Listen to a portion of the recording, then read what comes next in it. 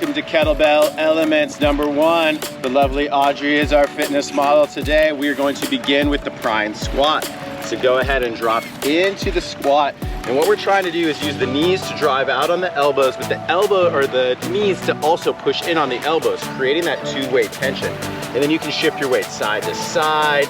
You can shimmy, you can sway, you can shake, you can do literally anything you want to get comfortable and warm up those little ligaments of your ankles, your knees, etc. This is my early morning routine. While my coffee, my French press is brewing, I typically will pick up a kettlebell and do this and wake up all of these little ligaments and joints. Good, you can also throw a couple little bicep curls in there if you drop that to the ground and then come back up, a couple more of those. And you can see, although Audrey has great range, she sunk a little bit deeper. She's able to get her spine a little bit taller. That is exactly what we were looking for. Great job, Audrey. Push that bell into the ground. So you want to use this bell kind of like it's a yoga block, and you can shake your head again, make it your own. You can shift your weight laterally. You just want to warm up that forward fold motion. You can rock onto your heels, rock onto your toes. Come all the way up. Do about 5 of those, heels to toes. The idea of growing roots, those little toes, the ligaments of the ankles, the knees, so important to get ready when you're beginning the program, or even if you're just beginning a workout. As you finish that, you're going to drop into your hinge. So go ahead and come down here. Drop your butt just a little bit lower. Right there. Shoulders higher than hips, hips higher than knees, knees driving out. She's got these strong arches. She's pushing out. From here, pull your right arm like a bow and arrow. That right arm's gonna come like a bow and arrow. Keep this knee pushing out. Go ahead and switch sides and pull. Good, just like that. Keep alternating. You're gonna do about 3 to 5 of these on each side. Again, you can keep up with the pace that Audrey's doing. You can slow it down. When we talk about flowing your own way, this is exactly what you mean. We just want this time under tension and some of these ideal positions. Let's get one more on each side, and then you can come back to that forward fold. Lengthen it out. Again, shake the head. Audrey's got good range of motion. She can even lose the bell and reach back between her legs. She can crawl her hands out. You can shake through the neck. The idea is you're moving towards what makes you feel mobile. But the bell, especially for those of us that are pretty tight, that bell works really good to create that tension back into it. Bring your hands back to that bell, drop back into the squat again. Drop that butt nice and low, then bring both arms up and overhead. Okay, stand all the way up. Good, back down as low as you can go in the squat, and all the way back up. Good, go ahead and turn and face me on your next 3. So what I'm looking for right here is her shin and torso angles. Can this angle of her upper body maintain the same as her shins? So she's doing pretty good right there. She's getting close to 90 degrees. She's not quite all the way there. And as athletic as Audrey is, this is cool for me as it gets to go, all right, there's a couple of opportunities to help her out. Last one. Good, go ahead, stand up, shake that off. Okay, something else that's important to remember, we do this high tension, it's the concept of fast and loose, shake it out. Let's go ahead and pick that bell back up in your left hand. Okay, so she's got this bell in her left hand, and go ahead and rotate this thumb out to the side. So rotate this thumb out to the side, you're gonna get nice and tall. As we introduce these loaded carries, it's important that we get over-exaggerated with your posture. So rock forward and back a few times. Now root yourself nice and tall. Pull your spine like it's a string. Get it as tall as you can. This shoulder is set. From here, we're just going to go nice and slow, marching in place. You can shift that weight a little bit laterally. And this is introducing us to the idea of loaded carries. And with it being one side, it's offset. We have to fire those obliques. Go ahead and pick up that pace a little bit, get going a little bit faster. There you go. And we talk about sets and reps. You can follow along with these, you can make it your own. My goal is that you do this your own, that you pick up this bell and you play around.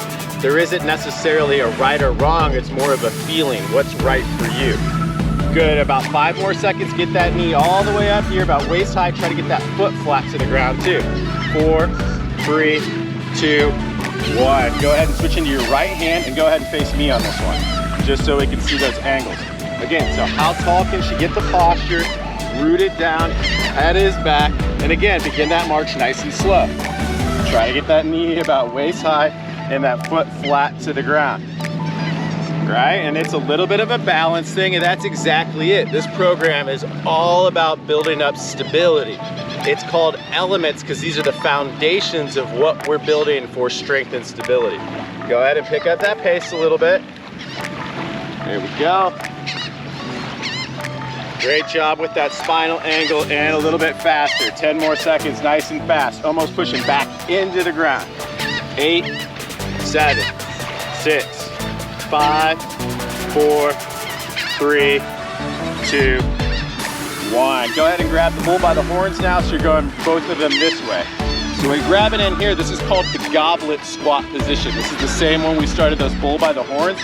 When you hold it, you want your hands to be below your chin and your elbows to be in here. So now you're gonna march again from this position. Again, nice and slow to start. You can feel that little bit of a weight shift. Then can you find that balance and pick up the pace a little bit? There you go. A little bit faster and get kind of angry. March into the ground. 9, 8, 7, 6, 5, 4, 3, 2, 1. Great job. I will take that from you. Let's have you come down onto all fours facing me. Okay, so when we get into all fours, we want to be very mindful to spread the fingers and to get these shoulders right over the wrists. That idea of cat and cow, kind of raising up into the cat and then come back down to the cow. So can you get through the scapula a couple times with keeping the arms long? A lot of people want to bend through the elbow. And when we get into this quadruped position, it's all about maintaining the cat kind of tension. So come back up, a little bit of cat tension. Now you're gonna bring your knees off the ground. So keep those toes nice and tucked. This is one of the fundamentals of the squat flow program. Still drive your knees to the outside. That's gonna help you create that base. And on this first round, I just want you to shift your weight side to side laterally. Really good for shoulder stability. You can get a little more up here if you got it. Keep those knees driving out, staying nice and flat. So this is spinal bracing, it's shoulder stability, it's syncing together these lats, these hips, and these core. Roughly 30 seconds. If you need to take a break, if it hurts your wrist, you can always come back to all fours. Remember, you can always modify any of this stuff. Last few seconds here. 5, 4, 3, 2, and 1. Let's go ahead and come half kneeling with that left leg out in front. You're just gonna do some hitchhikers from here. So if you start with your hands here, you're gonna bring these thumbs to the back. Open up that chest. Whoops, sorry. Just do about 8 of those each way. There's our stork friend. I was hoping he was gonna come down here and say hi to us. We're on his turf. There you go, and go real dynamic. Throw those things back there. Again, we just spend that time in that kind of push-up position. Now we're just opening up that chest. Go ahead and switch legs and do another 8 to 10 on the other side.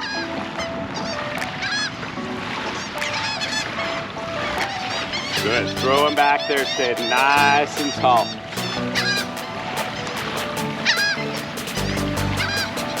Four, 3, 2, and 1. Nice work. Okay, so we're gonna come back just to your regular carry, but now you're gonna go forward, forward, side, side. Ooh, ooh, weird. Okay, so start in your left hand. And we like the thumb turned out just to over-exaggerate opening up your chest. Okay, straight up, side to side. Right, it's a little funky carrying that weight, but that's exactly the point. Can we get that little bit of hip mobility? Can we get that little bit of stability? The idea in this program is that you're warming up this posture. This workout specifically is what my warm-up looks like a lot of times before I get into a kettlebell practice. So this might be a workout today. It'll be a warm-up down the road. Good, little faster, don't think about it, be about it. I know you're having to think. I'm having to think. 8, 7, 6, 5, 4, 3, 2, 1. And if you mess up, so what? Just keep going. All right, other side, same idea. Okay, thumb turned out, posture's good, head's coming forward a little bit, look down the road. Be that stoic mermaid, look down the road. There you go. And again, depending on how slow and fast you go, depends on your coordination. It depends on your stability. You could be standing on sand. Who knows? Doesn't matter. Don't get too tied up in all of the little things. You have to have a pattern before you correct a pattern, and that's what this is about. Developing these core hip flexion patterns with load. That's exactly what Audrey's doing. You gotta carry a deer or a turkey out of the forest that you just bow hunted or spearfished a grouper. You gotta be functionally strong. You gotta be able to do this stuff. 5, 4, 3, 2, and 1. Great job. I will take that back from you. Let's have you come back to the quadruped. Okay, let's have you face sideways again just so we can get those good angles. Okay, so kind of get into your routine, whatever you gotta do to make sure these alignment things are right? Shoulders over the wrists, wrists spread out. We got that little bit of a cat motion coming up. Knees are right underneath the hips. Bring the knees off the ground. Okay, this time we're gonna add in the shoulder tap. So can you bring your right hand to your left shoulder? Hold it there for a second, then go back to the other side. Good, just do a round of about 8 of these. And if you can't hold as long as Audrey is, or if it's just kind of get there and get back, again, it doesn't matter, but what we're after is getting control. There's always an invitation to do more of something, less of something, or none of something. You can regress this back to just getting used to the base position. You can work on circles. You can just do a bird dog. What we want right now is just that little bit of stability. If I had my hot coffee on her back, ideally, it would be able to stay. Roughly 30 to 45 seconds of time in this position. It's about time under tension, and your level is where you're at. Let's get one more on each side.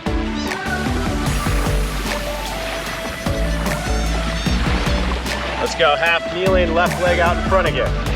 Now you're gonna find this W, thumbs to the back, shake that head out, drive through the hips, and just add in this little bit of side to side. How far can you almost knock yourself over? Elbows a little bit lower, eyes down the road. So as Audrey leans to the left, can she bump that hip to the right? As she goes to the right, can that hip bump to the left? And these elbows are acting to almost pull into that same side hip. Good, about one more on each side.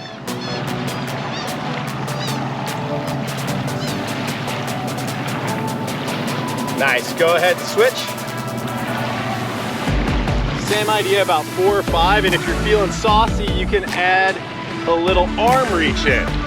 So let's add this arm reach in, and you want to try to stay square. You're going to want to rotate.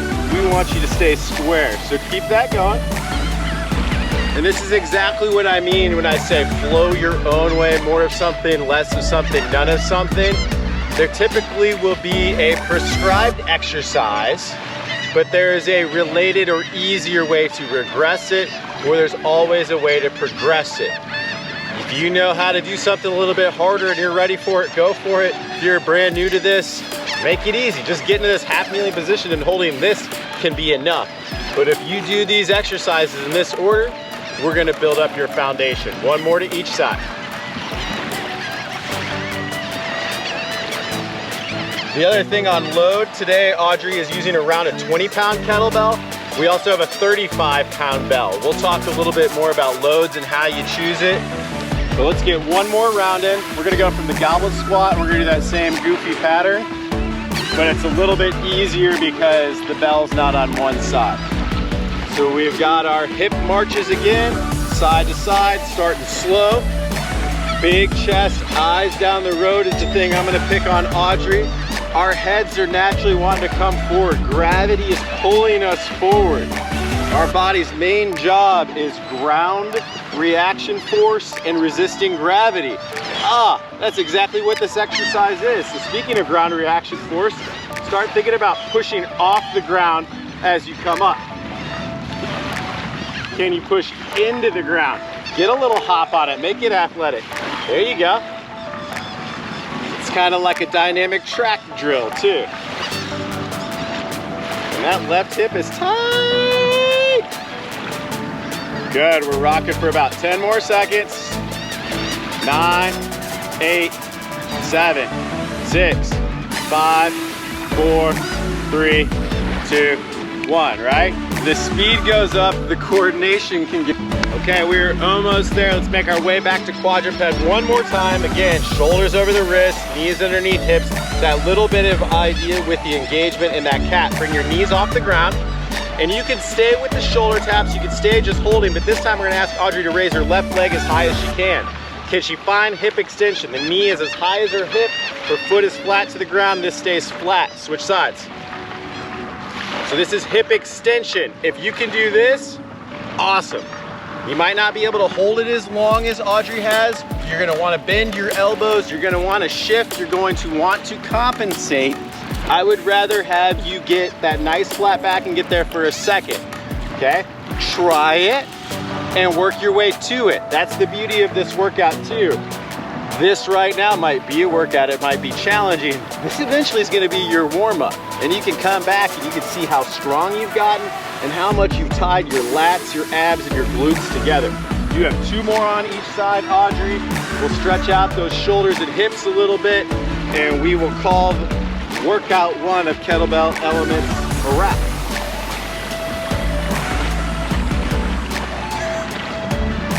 Good, go ahead, let's go half kneeling, left leg out again.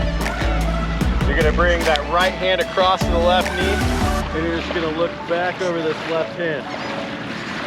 You can reach back up ahead of you, and then pry and open.